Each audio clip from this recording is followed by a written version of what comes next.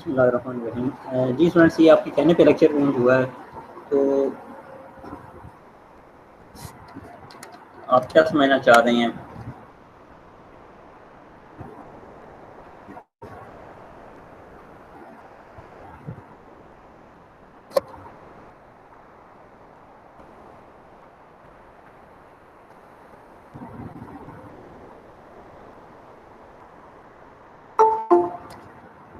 आपने video watch कर ली है सारी?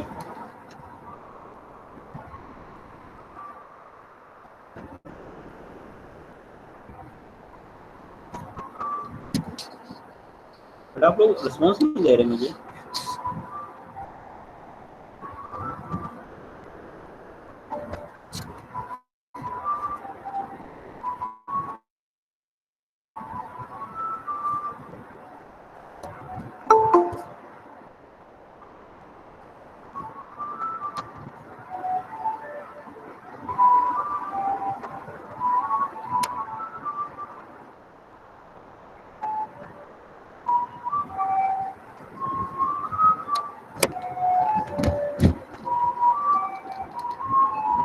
कोई क्वेश्चन नहीं है?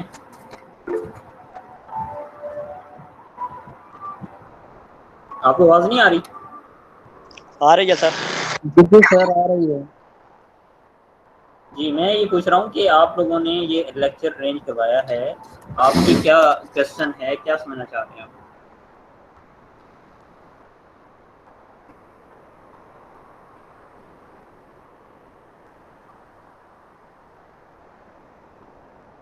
कोई क्वेश्चन नहीं है?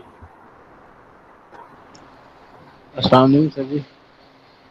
जी वालेकुम सलाम। जी सर, वो स्पैन के क्वेश्चन कंप्लीट समझा दें सर। स्पैन डिपेंडेंट और इंडिपेंडेंट वाला एक सर ये पूरा कंप्लीट क्वेश्चन करा दें।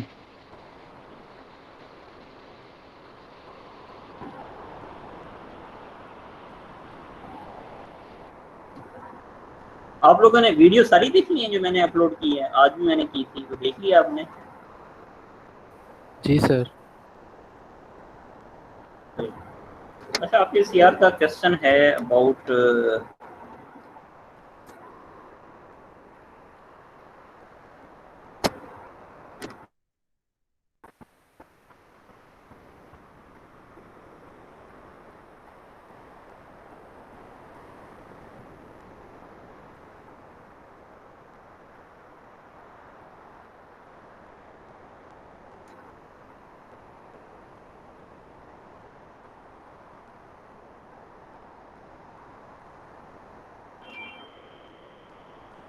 बिस्मिल्लाहिर्रहमानिर्रहीम। मैंने वैसे स्पैन का टॉपिक आपको फिजिकल क्लास में ही समझाया था, ऑनलाइन भी मैंने लेक्चर अपलोड किया हुआ है।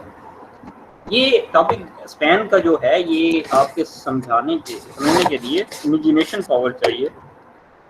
अगर फर्स्ट थोड़ा आपसे क्वेश्चन होता है कि एक वेक्टर v1 है, लेट्स सपोज वो 1 0 है, एक दूसरा वेक्टर v2 है जो कि 2 3 है। अगर आपसे ये पूछा जाता है इसका स्पैन फाइंड करें, तो इसका मतलब ये होता है ऑल पॉसिबल लीनियर कॉम्बिनेशन जो ऑक्युपाई करेंगे, जो जगह जो चीज ऑक्युपाई करेंगे, वो स्पैन कहलाएगी।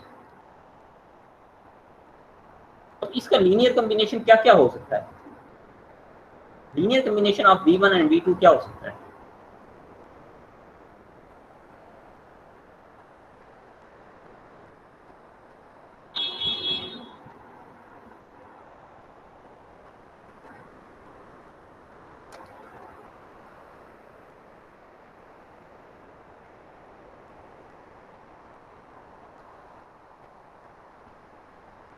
और पास लीनियर कॉम्बिनेशन मतलब है कि इनको हम ऐड कर रहे हैं, कंबाइन कर रहे हैं with multiplying some scalar c1 v1 c2 v2। अब ये किस किस में लाई करेगा? ये किस किस में लाई करेगा? इसके लिए क्या क्या वैल्यू हो सकती हैं? लेट्स सपोज मैं c1 जो है वो रख लेता हूँ 1, एंड C2 रख लेता हूँ 2, तो क्या होगा ये बेसिकली क्या हो जाएगा 1 × 1 0 प्लस 2 ×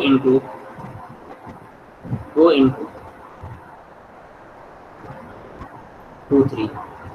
तो मैं फर्दर करता हूँ तो ये आ जाएगी 1 0 प्लस 4 6। इसको मैं फर्दर अगर ऐड अप करता हूँ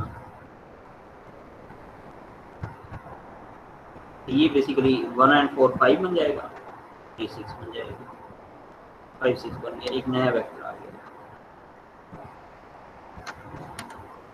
इसी तरह एक और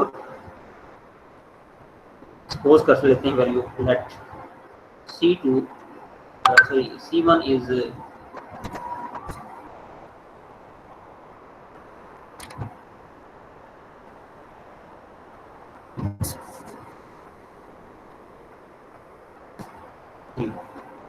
लेट C1 में सपोज कर लेता हूँ 10, C2 में सपोज कर लेता हूँ 5। तो आप बता सकते हैं ये क्या वैल्यू आएगी इन दोनों, इसके नतीजे में जो कॉम्बिनेशन आएगा वो क्या आएगा, डायरेक्टली बता सकते हैं आप। ये 10 हो जाएगा, ये हो जाएगा 10 यानी 20 50, ये आ जाएगा वेक्टर। ये बेसिकली मैंने यही प्रोसीजर किया है, ये वाला लेफ्ट साइड पे प्रोसीजर है वही मैंने राइट साइड में किया है। अगर मैं ये सपोज करूँ वैल्यू, इस तरह मैं और कितनी वैल्यू सपोज कर सकता हूँ जी शहजाद? जी सर जी सी की वैल्यू खुद से सपोज करनी है? जी खुद से सपोज करनी है। तो जो भी रखना है मतलब जी मैं कितनी वैल्यू रख सकता हूँ? जितना भी रखें सर, इनफाइनाइट, जितना भी रखें इनफाइनाइट। C1 और C2 की वैल्यू इनफाइनाइट हम रख सकते हैं, लेकिन जब हम ये रखते हैं तो हमारे पास आंसर जो आता है वो दो मतलब उस पे मिश्रण होता है, ये हमें पता है। इसका मतलब ये हुआ कि basically C1 V1 plus C2 V2, इसके नतीजे में एक और हमारे पास वेक्टर आ जाता है जो कि फर्ज करें x वेक्टर आ जाता है। तो x वेक्टर बेसिकली इसको अगर मैं एक्सपेंड करके लिखूं C1 × 1 0 प्लस C2 × 2 3, ये मेरे पास x1 और x2 आ गया।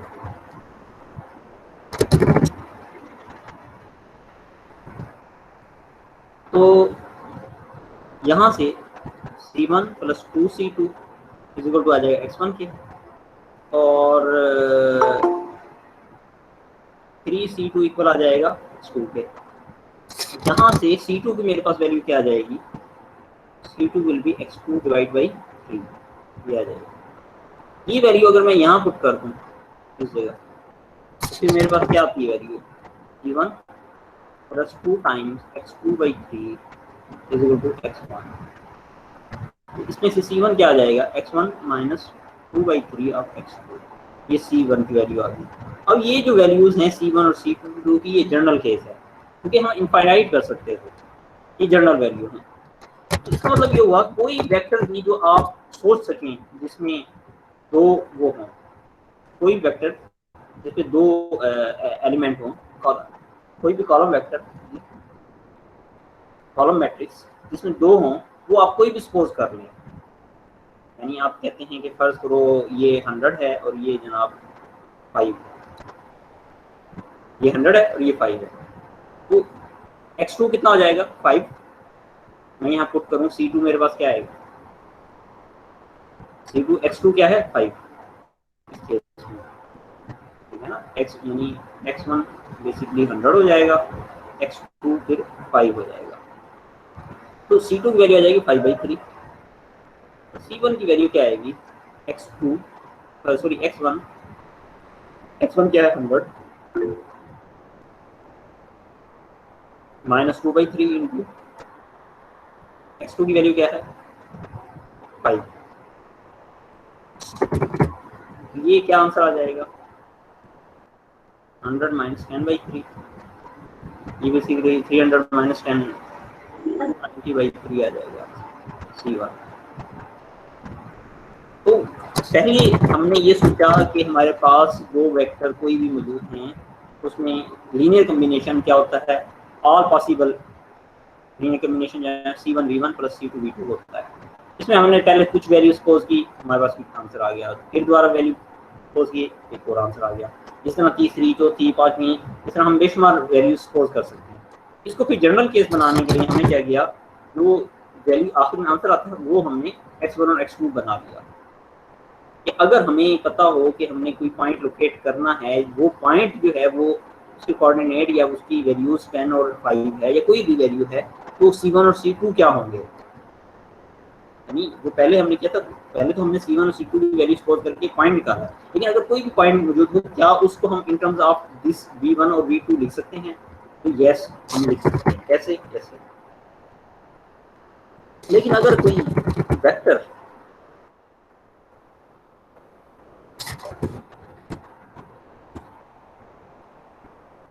हम ये लिख सकते हैं, लेकिन अगर कोई वेक्टर ऐसे हो 100 5 7, तो इसमें x1 है, x2 ये है, x3 अगर 7 हो जाए, इसको आप इसके थ्रू नहीं लिख सकते, तो क्योंकि ये तो सिर्फ दो उसको कर रहा है, यानी ये दोनों वेक्टर मिलके सिर्फ दो x1 और x2 यानी को डील जस्ट कर रहे हैं, दो मेंबर ऑफ वेक्टर कॉलम को डील कर सकते, इससे ज्यादा को डील नहीं कर सकते। तो इससे क्या पता चला? इससे ये पता चला तो ये वाला एक्सप्रेस नहीं हो सकता, can not be express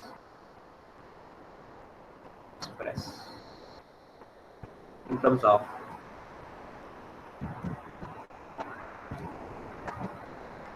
of V1 and V2। क्यों? क्योंकि ये थर्ड वाला जो है ये आप कभी भी नहीं लेके आ सकते इन दोनों के कॉम्बिनेशन से। ये बात सही है या नहीं है? थर्ड वाला आप कभी भी नहीं ला सकते, वो सिर्फ दो तक जा सकते। दो तक जाने का मफहूम क्या होगा? अब इस चीज को ग्राफिकली ड्रा करके, तो ये एक्सिस है, ये एक्सिस है, ये वाली एक्सिस जो है ये भी रियल लाइन है, ये भी रियल लाइन है। अगर ये सिर्फ एक एक्सिस हो ऐसे, इसे कहते हैं आर, इसका आर, और अगर इसमें दो एक्सिस हो जाएं तो इन दोनों के मिलने से ये जो प्लेन बन रही है इसे कहते हैं R2। ये सिंपल आर था, रियल नंबर, ये है R2। तो जो हमारा पहला वेक्टर है 1 and 0 और फिर है 2 3, 1 and 0 को अगर मैं इस पे ड्रा करूं, वो ड्रा होता है कुछ इस तरह।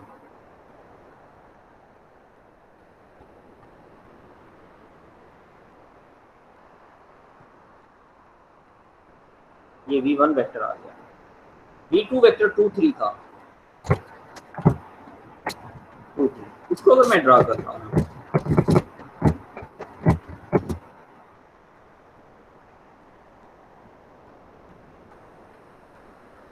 वन टू 1 2 3, ये आ जाएगा ये। अब इन दोनों वेक्टर को कॉम्बिनेशन जो मिला रहे हैं, ठीक है, वो यानी इन दोनों को अगर सिंपल आप ऐड करें तो ये आंसर आता है। सॉरी मैं कलर चेंज कर रहा हूं,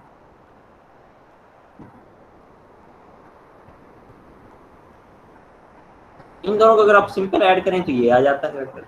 इसी तरह इसका डबल या हाफ या कुछ करें तो फिर वो एक और आ जाता है। वो कहाँ लाई करेगा? वो बेसिकली यहाँ इस प्लेन में लाई कर रहा होगा, इस प्लेन में लाई कर रहा होगा। तो हम कह सकते हैं कि इसका span of V1 and V2 is R2। यानी आप यहाँ लिखेंगे we can say that। ये है बेटा स्पैन वाला क्वेश्चन। आई थिंक मैंने काफी में समझा दिया है। सर अगर हम C की वैल्यूज को वेरी करते जाएं तो डिफरेंट हमारे पास कॉम्बिनेशन बनते जाएंगे। सर उनको सेट की फॉर्म में लिखना है या सेट की फॉर्म में नहीं लिखेंगे? बेटा हमें स्पैन चाहिए। बात यह है कि तमाम जो पॉसिबल कॉम्बिनेशन है, क्या वो आप इस तरह पेज पे ड्रॉ कर मतलब वो लिख सकते हैं C1 और C2 की वैल्यूज सपोज करके? तमाम को हम नहीं लिख सकते। एक दो आप एग्जांपल देने के बाद ये एस्टैब्लिश कर लेंगे कि ये जनाब सिर्फ मतलब ये भी तो हो सकता है ना कि ये सिर्फ एक एक्सिस के अलॉन्ग ही सिर्फ मूव करता है। यानी ये वाली जो है सिर्फ यानी एक वेक्टर ऐसा होता है जो सिर्फ इस एक्सिस के अलॉन्ग मूव कर रहा है, अब जितना मर्जी करना है उसी के अलॉन्ग हो, तो उसका स्पैन सिर्फ आर आएगा।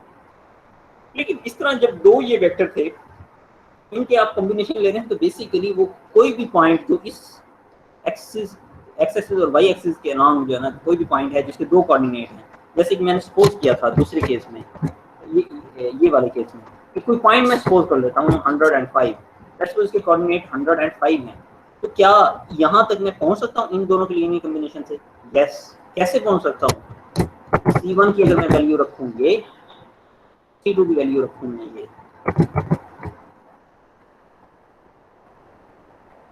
तो फिर मैं जाना यहाँ पहुँच सकता हूँ। और ये दो पॉइंट हैं, दो पॉइंट का मतलब दो कोऑर्डिनेट्स हैं। दो कोऑर्डिनेट का मतलब ये है कि आप अभी सिर्फ और सिर्फ प्लेन में हैं 2D केस में। लेकिन अगर ये वाला वेक्टर मैं ड्रा करना चाहूँ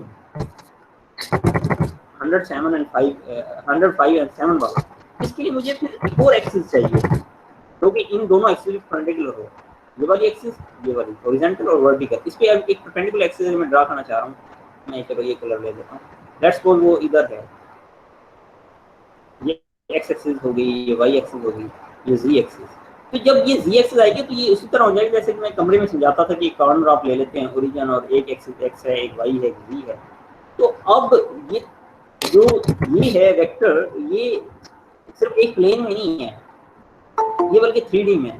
तो जब ये 3D में है तो आप जो सिर्फ प्लेन में वेक्टर v1 और v2 मौजूद है, उनके कॉम्बिनेशन से कभी भी ये वाला वेक्टर आप नहीं ऑब्टेन कर सकते। ये वाला यही मैंने यहाँ लिखा है। तो इस तरह आपने मतलब इसको डिस्क्राइब करना है।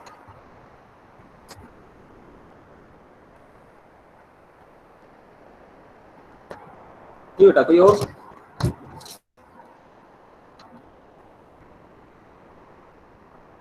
सर अगर हमारे पास सिर्फ एक वेक्टर होगा सिंगल, तो सिर्फ उसको सी की जनरल वैल्यू लेके उसको मल्टीप्लाई करते जाएंगे ना स्पैन बनाने के लिए। अगर हमारे पास फर्स्ट एक वेक्टर है जस्ट लाइक 2 2 है, फर्स्ट रो, इसको अगर मैं ड्रा करके समझाऊंगा आपको, अब इसके लीनियर कॉम्बिनेशन क्या होंगे? बेसिकली हमने ऑल पॉसिबल लीनियर कॉम्बिनेशन करना है।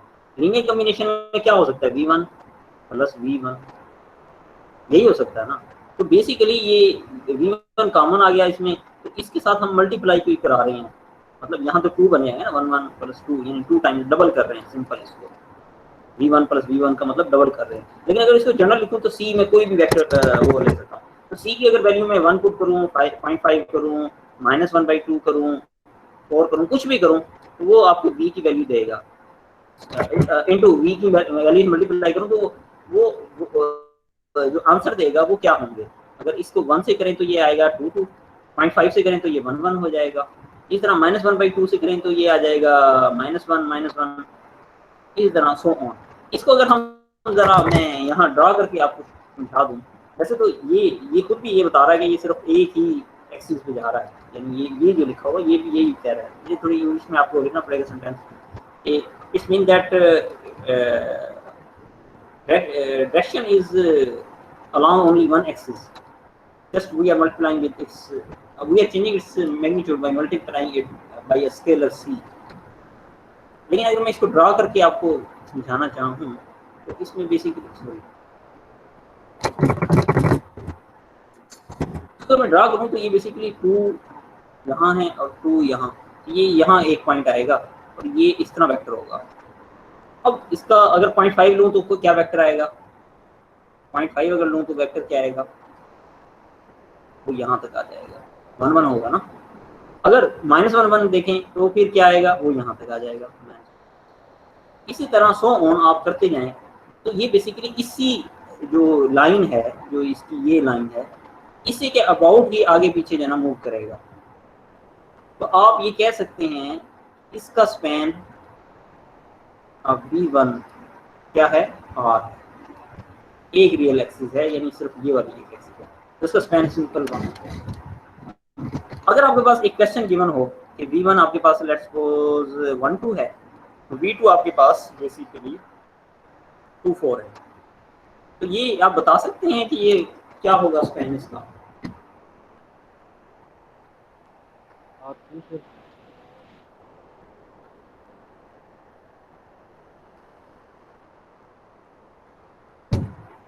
सर इसको तो पहले सी की जनरल वैल्यू लेके मल्टीप्लाई करते जाएंगे ना, फिर प्लॉट करके अगर सर आर की 2 आएगा इसका स्पैन।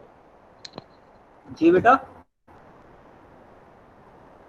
R2 आएगा इसका। Sir ji sir sir single span R2। नहीं आएगा सर, ये मल्टी एक ही आर आएगा सर, ये इसका स्पैन आर ही आएगा हाँ, क्योंकि एक ही आ ये आएगा। वो कैसे आएगा? एक ही आर मैं कम्बिनेशन, दोबारा जी ये सर कम्बिनेशन बन रहा है, ये एक ये ही वेक्टर। V2 जो है ये बेसिकली 2 टाइम्स ऑफ 1 2 इस तरह लिख सकते हैं, यानी 2 टाइम्स ऑफ V1 है। तो इसका मतलब ये हुआ कि ये इसका मल्टीपल ये है। ये इसी तरह हुआ जैसे हमारे पास एक V ये था और उसका अगर हम मल्टीपल लें, यानी मल्टीपल अगर लें तो वो क्या आएगा? 4 4। तो जिस तरह ये वाले पॉइंट्स बने थे इसी तरह ये पॉइंट बन रहा है, लेकिन ये है उसी एक्सिस के अलावा। इसी तरह ये वाला 1 2 जो है अगर इसको मैं ड्रा कर दूं 1 और यहाँ से 2 इस तरह, इसका 2 4 करें 2 और ये आ जाएगा 1, ये आएगा। तो ये जो दूसरे वाला है वो भी बेसिकली यहाँ से यहाँ तक आएगा। तो ये दोनों बेसिकली एक ही चीज को डिस्क्राइब कर रहे हैं। तो इसका स्पैन जो होगा वो एक ही लाइन होगी। इसका स्पैन अब V1 V2 ये बेसिकली सिर्फ R होगा और वो आप इस तरह शो कर सकते हैं कि ये क्योंकि उसी का मल्टीपल है, दैट्स व्हाई ये। अगर आपसे क्वेश्चन ये हो कि तीन अगर हो जाएं, V1 1 2 हो गया, V2 लेट्स सपोज 2 3 है एंड V3 लेट्स सपोज 5 7 है। अब इसका स्पैन क्या होगा?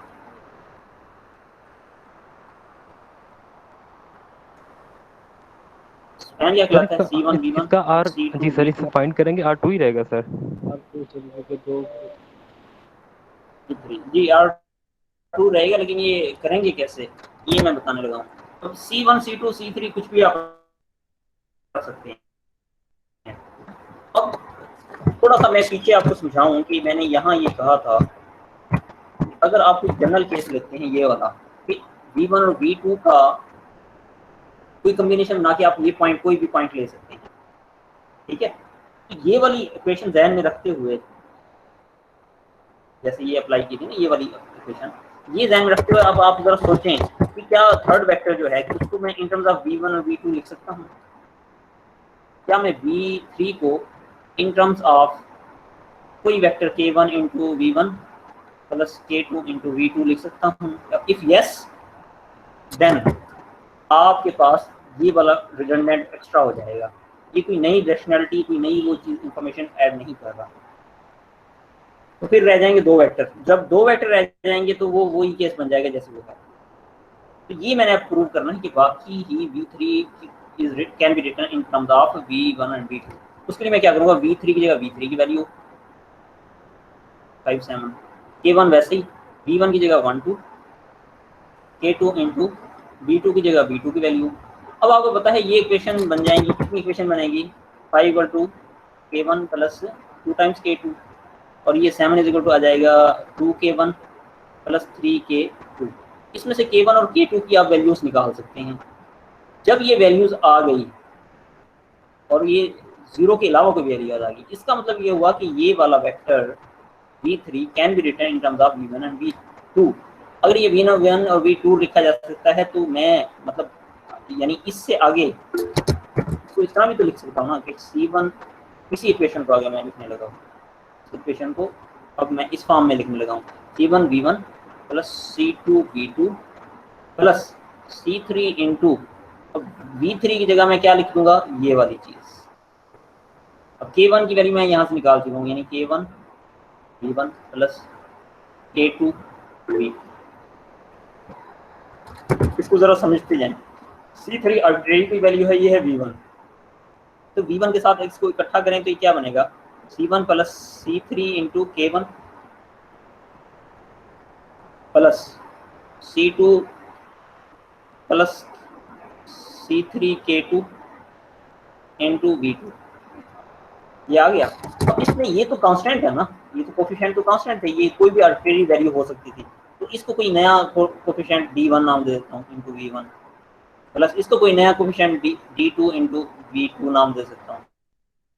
तो बेसिकली, और ये कुछ भी हो सकते हैं बाय डेफिनेशन, जैसे यहाँ C1 C2 कुछ भी रख सकते थे, मैंने आपको ये कहा था। तो जब ये हम कुछ भी रख सकते हैं, इट मीन दैट कि इसका span of V1 V2 and V3 जो होगा दैट विल बी R2। क्यों? क्योंकि V3 जो है वो इन टर्म्स आप वो रख सकते हैं और फिर अगेन इसका लीनियर कॉम्बिनेशन महदूद हो जाता है 2 वेक्टर तक, और 2 वेक्टर तक हो जाता है, तो फिर इसका मतलब ये है कि ये आ जाएगा R2। सर अगर वहाँ पे K1 और K2 की वैल्यू दोनों की 0 आ जाए फिर? K1 और K2 की वैल्यू अगर 0 हो जाए तो इसका मतलब ये है कि आप इसको V3 को इन टर्म्स आप ये नहीं रख सकते। इस केस में तो ये होगा ही नहीं, आप जो मर्जी करें ये नहीं होगा। फिर इसी करें केस फाइन। में हम लीनियर डिपेंडेंट और इंडिपेंडेंट भी चेक कर सकते हैं ना इसी केस में? हाँ, वो इससे अगला टॉपिक है, वो स्पैन के बाद वाला, वो ऐसे ही चेक करते हैं बाकी। जी जी सर, थैंक यू सर, शुक्रिया सर। अगर हमारे पास वेक्टर इस तरह 3 बार हो जाए 1 0 0 0 1 0 एंड 1 2 3, ये V1 है, ये V2 है, ये V3 है, अगर ये इस तरह वेक्टर्स हैं तो क्या मैं V3 को इन terms of V1 and V2 लिख सकता हूँ? इनकी इक्वेशन बना के नहीं, इस तरह चेक करना वजह ये पड़ेगा कि ना? 0 को और मल्टी C से मल्टीप्लाई कभी भी 3 नहीं बन सकता, ठीक है ना? इस 0 को और इस 0 को मैं जिस मर्जी से मल्टीप्लाई कर दूं तभी वो इन दोनों का एडिशन, यानी 0 C1 प्लस 0 C2 इंटू 0, इस वजह से ये जो है ना V3 in terms of V1 and V2 नहीं लिखा जा सकता, और जब नहीं लिखा जा सकता फिर हम कह सकते हैं इसका स्पैन R3 होगा।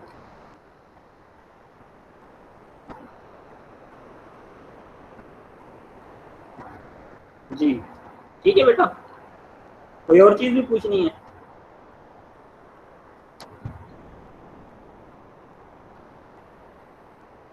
सर हम सिर्फ डिटर्मिनेंट से ये चेक कर सकते हैं कि ये वेक्टर डिपेंडेंट है या इंडिपेंडेंट नहीं है, क्योंकि सर अगर से डिटर्मिनेंट ले लें अगर 0 आ जाए तो वो है डिपेंडेंट। सही, वो भी एक मेथड है सही, लेकिन मैंने उस तरीके से नहीं करवाया। ठीक है, तो सिर्फ से यहाँ पे अल्फा वैल्यूज ही फाइंड करने पड़ेंगी सर वेरिएबल्स की, उसी से चेक करेंगे? जी जी, बेहतर यही है। ठीक है सर, थैंक यू सर। हाँ, उसमें मतलब वो ये कहता था अगर नॉन जीरो है तो इसका मतलब वो इंडिपेंडेंट, और अगर जीरो हो जाए डिटरमिनेंट इट्स मीन वो डिपेंडेंट, मतलब वो थोड़ा याद करने में जी जी सर, इसी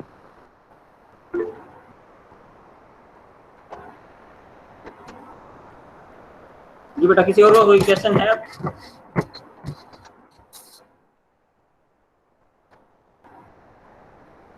कोई क्वेश्चन नहीं है?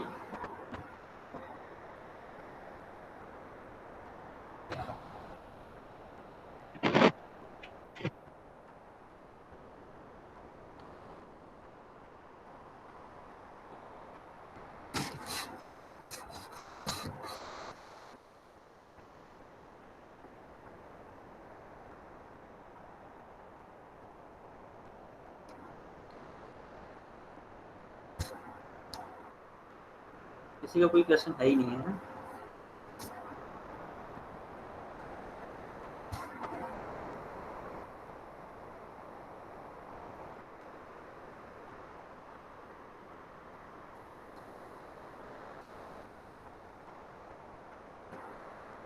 किसी ने कहा फॉर्म वाला, फॉर्म तो बहुत आसान है बेटा, पता नहीं आपने लेक्चर देखा नहीं। अगर आपके पास एक इक्वेशन गिवन है x² plus y² plus xy, और आपसे कहा जाता है इसको क्वाड्रेटिक फॉर्म में लिखें, तो क्वाड्रेटिक इसमें कितने वेरिएबल हैं? 2। ये रो में लिख दें, या 2×2 का एक मैट्रिक्स बन जाएगा और ये कॉलम में आ जाएंगे। अब यहाँ वेरिएबल आते हैं xy, ठीक है। और इस मैट्रिक्स को फिल करने का तरीका क्या है? जो इसका कोफिशिएंट है वो इस डायगोनल में आ जाएगा, जो इसका कोफिशिएंट है वो इस डायगोनल में आ जाएगा, और जो ये वाले डायगोनल हैं हाफ वाले, जो प्रोडक्ट टर्म का हाफ करेंगे, ये क्या है 1, इसका हाफ क्या आ जाएगा 1/2, ये भी 1। ये क्वाड्रेटिक फॉर्म है।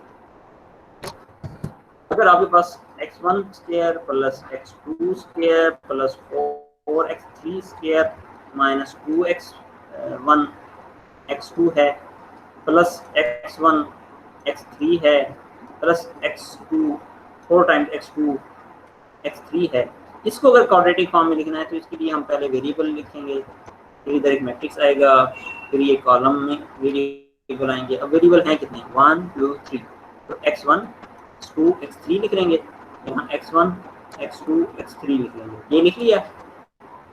ये लिखने के बाद इस मैट्रिक्स का ये वाला कॉलम डायगोनल जो है वो फिल करेंगे। डायगोनल फिल कैसे होगा, इसका कोएफिशिएंट आएगा 1, इसका कोएफिशिएंट आ जाएगा 1, इसका कोएफिशिएंट आ जाएगा 4, लेकिन यहाँ वाली टर्म होगी x1 और x2 का मल्टीपल और ये होगी x2 और x1, तो वो ही है ये वाली टर्म। इस टर्म का कोएफिशिएंट है -2, इसका हाफ करें, -1 यहाँ भी आ जाएगा, यहाँ भी आ जाएगा। ये x1 x3 ये वाली टर्म बनेगी, ये वाली, और इधर से ये वाली। इसका कोएफिशिएंट क्या है 1, तो उसका हाफ आ जाएगा 1/2 1/2। फिर आ गई ये वाली टर्म x2 और x3, वो ये और ये आएगी। इसका कोएफिशिएंट क्या है 4 का हाफ क्या आ जाएगा 2 और 2। एक क्वाड्रेटिक फॉर्म है।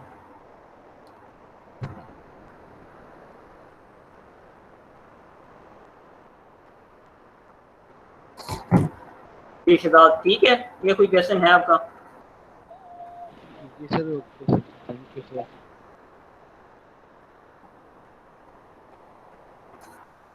ये बेटा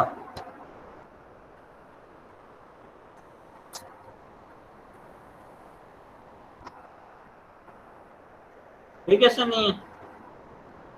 नो सर।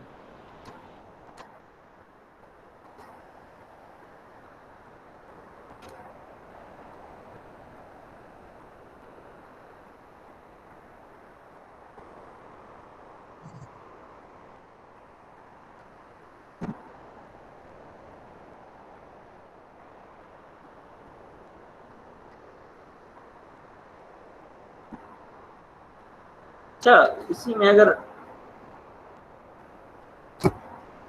ये पूछा जाए कि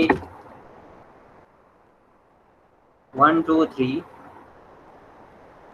5 8 9 और 2 4 6 ये V1 है, V2 है और V3 है, ये लीनियरली इंडिपेंडेंट है या लीनियरली डिपेंडेंट है, ये पूछा जाए।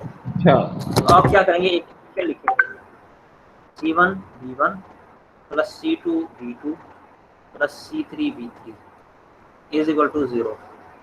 C1 इंटू V1 की जगह इसकी value plus C2 into V2 की जगह इसकी value plus C3 into V3 की जगह इसकी वैल्यू, तो ये आ जाएंगे 3 0।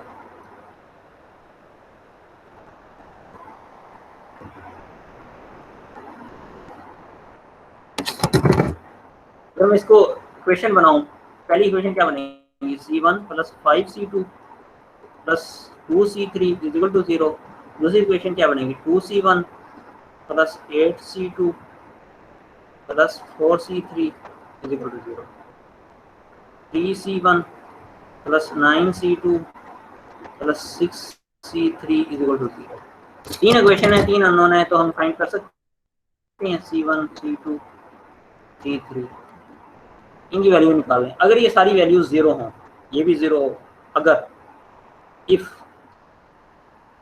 C1 C2 C2 अगर 0 हो तो इसका मतलब क्या होगा, लीनियरली इंडिपेंडेंट।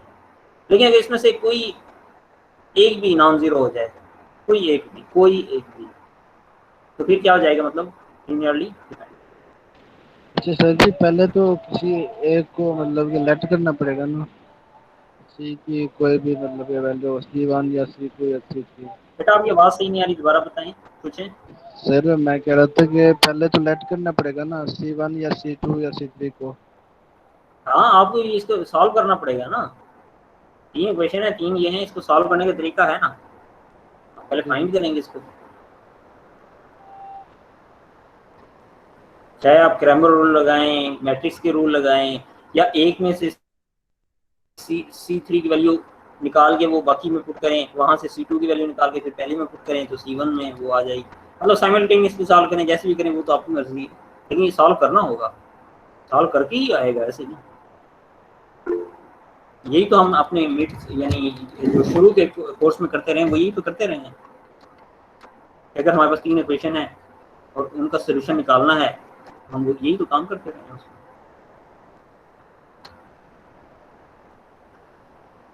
ठीक हो गया बेटा। अब अगर आपका कोई क्वेश्चन है तो पूछ लें, नहीं तो फिर अब मैं क्लोज करते हैं हम अपना लेक्चर।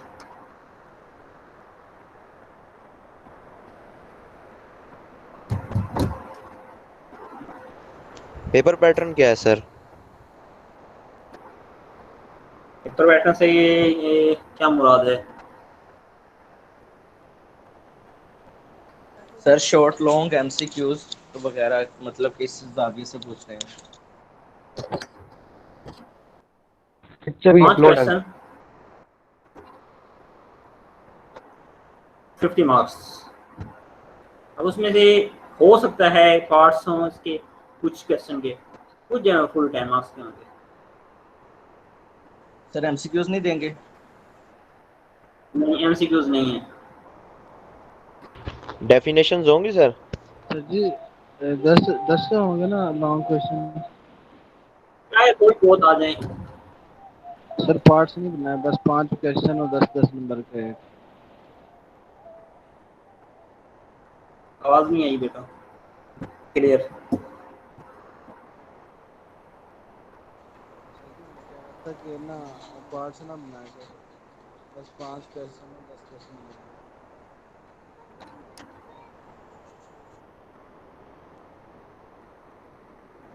ठीक हो गया बेटा। सर 5 क्वेश्चन होंगे? जी जी 5 क्वेश्चन हैं, विल कैरी 10 मार्क्स, तो 50 हो जाएंगे। अब उसमें से किसी क्वेश्चन के फर्दर पार्ट्स भी हो सकते हैं। सर डेफिनेशंस तो नहीं होगी ना सर? शायद थोड़ी बहुत हों, बट मेनली जो है ना मतलब क्वेश्चन ही करने वाले होंगे।